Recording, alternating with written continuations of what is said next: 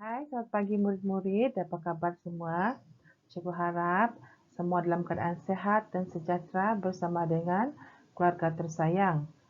Saya Cikgu Deborah. Hari ini kita akan belajar tentang seni bahasa, iaitu simpulan bahasa tahun 2. Baiklah murid-murid, mari kita lihat apakah yang dimaksudkan dengan simpulan bahasa. Simpulan bahasa ialah ungkapan yang terdiri daripada 2 atau 3 perkataan yang mempunyai makna tertentu. Sekarang, mari kita sama-sama buka buku teks jilid 1, muka surat 10. Kita akan belajar tentang seni bahasa, iaitu simpulan bahasa. Tajuk yang akan kita pelajari pada hari ini adalah Adikku Sayang. Cikgu harap murid-murid sudah bersedia dengan buku teks masing-masing. Cikgu baca dan cikgu minta supaya murid-murid perhatikan dan dengar simpulan bahasa yang terdapat di dalam dialog tersebut. Bersedia ya? Cikgu akan baca. Some. Banyaknya hadiah yang adik kamu dapat. Tentu dia pandai. Hana, ya Some, adik saya otak cair dan cepat memahami pengajaran guru. Some, budak otak cair biasanya panjang akal juga. Mesti Amar dapat menyelesaikan masalah bahasa dengan mudahnya. Hana, betul Some, Amar bukan saja pandai tetapi juga ringan tulang. Dia suka membantu orang lain. Some, kalau begitu, pasti Amar menjadi anak emas dalam keluarga kamu. Hana, ya, Amar memang buah hati semua orang. Baiklah, sekarang cikgu akan terangkan maksud simpulan bahasa yang terdapat dalam teks tersebut. Kita lihat contoh yang pertama. Otak cair. Otak cair bermaksud cerdik, pandai, dan bijak. Kita lihat contoh ayat. Sang kancil yang otak cair berjaya menipu sang buaya. Terusnya, panjang akal. Panjang akal bermaksud bijaksana. Kita lihat contoh ayat. Nenek saya panjang akal.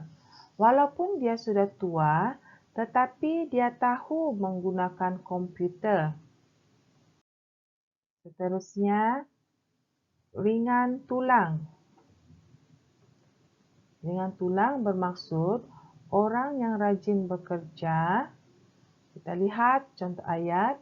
Suzy seorang anak yang ringan tulang. Dia suka membantu ibunya mengemas rumah. Anak emas. Anak emas pula bermaksud anak yang paling disayangi. Kita lihat contoh ayat. Jude seorang anak yang baik. Tidak hairanlah jika dia menjadi anak emas ibunya. Buah hati.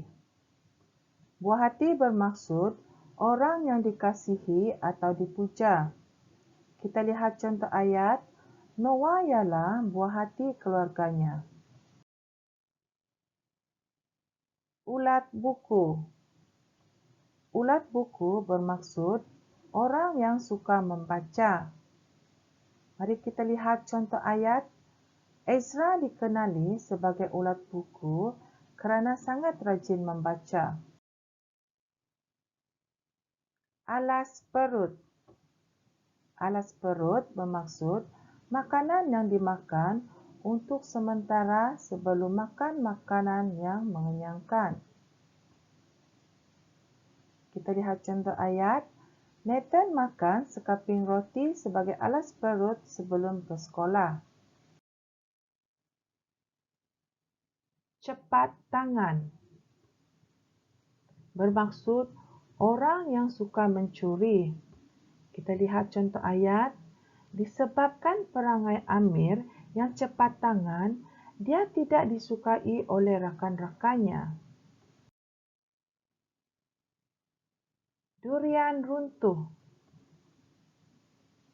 Durian runtuh bermaksud keuntungan yang diperolehi dengan tidak disangka-sangka. Contohnya, Encik Johan mendapat durian runtuh apabila membeli belah di pasar raya itu.